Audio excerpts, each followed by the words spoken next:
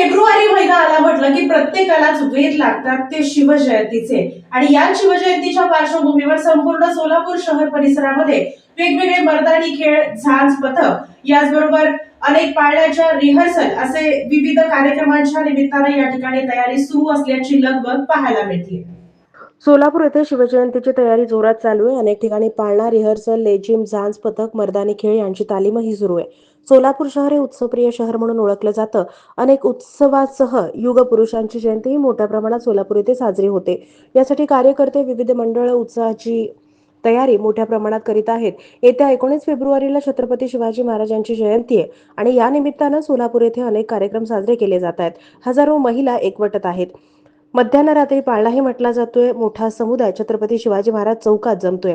या कार्यक्रमाची तयारी महिला युवतीकडून सुरू आहे. अतिशय जल्लोषात ही तयारी सुरू असल्याची दिसतीये.